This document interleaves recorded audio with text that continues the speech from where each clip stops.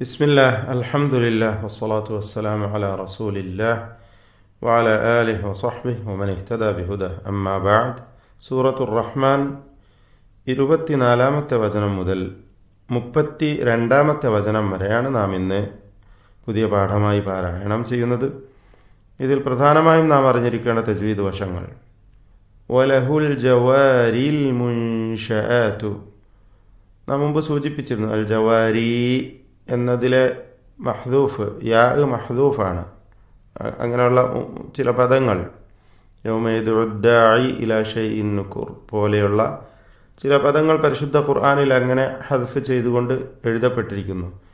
ഇവിടെ വഖഫ് ചെയ്യുമ്പോൾ വലഹുൽ ജവാർ എന്ന് റായിന് സുക്കൂനാണ് വരിക എന്നത് പ്രത്യേകം ശ്രദ്ധേയമാണ്.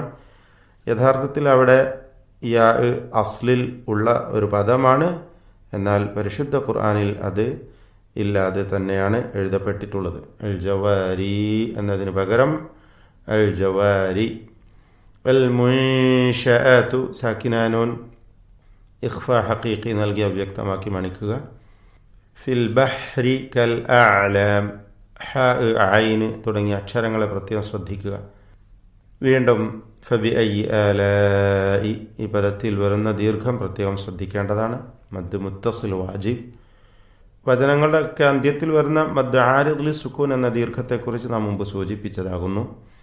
ദീർഘിപ്പിച്ചുകൊണ്ട് വഖഫ് ചെയ്യുക. കുല്ലു മൻ അലൈഹ, മൻ അലൈഹ സക്കിനാനൂനിനെ ഇൽഹാർ ഹൽക്കി നൽകി മണിക്കാതെ വെളിവാക്കണം. വയബ്ഖ വജ്ഹു, ഈ രണ്ട് പദങ്ങളിലുമുള്ള ബാഇന്റെ സുക്കൂൻ, ജീമിന്റെ സുക്കൂൻ, ഇവ രണ്ടും ഖൽഖല നൽകി ശബ്ദം ചലിപ്പിച്ച് വ്യക്തമാക്കണം. വയബ്ഖ വജ്ഹു റബ്ബിക ദുൽ ജലാലി വൽ ഇക്റാം, കാഫിന്റെ സുക്കൂൻ ചലിക്കരുത്, ഹറക്കത്ത് പോലെ.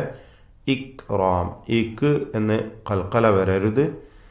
ഹംസിന്റെ അക്ഷരമാണ്, പ്രത്യേകം ശ്രദ്ധിക്കുക.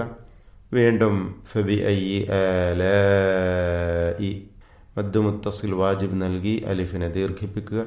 യസ്അലുഹു മൻ ഫിസ് സമാവാത്ത്, സാക്കിനാനൂൻ ഇഖ്ഫാ ഹഖീഖി നൽകി അവ്യക്തമാക്കി മണിക്കണം.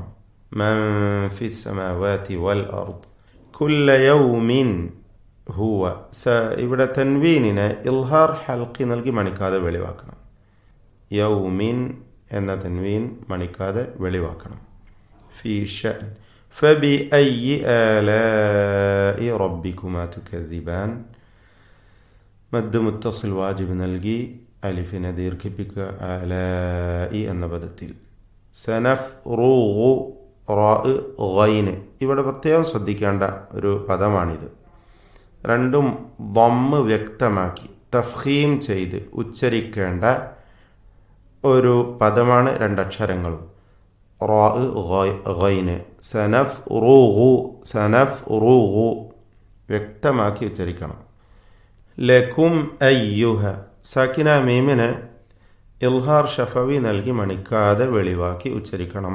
അയ്യുഹ എന്നതിലെ അലിഫ് ഹദ്ഫ് ചെയ്തുകൊണ്ടാണ് പരിശുദ്ധ ഖുർആനിൽ എഴുതപ്പെട്ടിട്ടുള്ളത്, ചില വചനങ്ങളിൽ മാത്രം.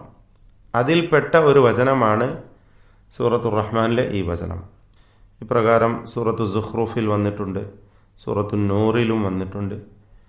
ഇവിടെ വഖഫ് ചെയ്യുകയാണെങ്കിൽ അയ്യുഹ് എന്ന് സുക്കൂനാക്കി വഖഫ് ചെയ്യണം എന്നതാണ് നിയമം. റസ്മ് അങ്ങനെയാണ് എന്നതുകൊണ്ട്, അഥവാ പരിശുദ്ധ ഖുർആൻ എഴുതപ്പെട്ടിട്ടുള്ളത് അങ്ങനെയാകുന്നു എന്നതുകൊണ്ട്. അയ്യുഹസ്സഖലാൻ, അടുത്ത വചനത്തിൽ അലാഇ, ഈ പദത്തിലെ ദീർഘം മദ് മുത്തസിൽ വാജിബാകുന്നു. 4-5 ഹറക്കത്തിന്റെ അളവിൽ ദീർഘിപ്പിക്കൽ നിർബന്ധമാണ്. ബാറക്കല്ലാഹു ഫീക്കും.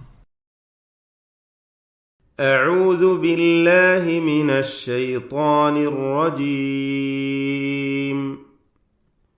بسم الله الرحمن الرحيم. وله الجوار المنشآت في البحر كالأعلام فبأي آلاء ربكما تكذبان كل من عليها فان ويبقى وجه ربك ذو الجلال والإكرام فبأي آلاء ربكما تكذبان يسأله من في السماوات والأرض كل يوم هو في شأن فبأي آلاء ربكما تكذبان سنفرغ لكم أيها الثقلان فبأي آلاء ربكما تكذبان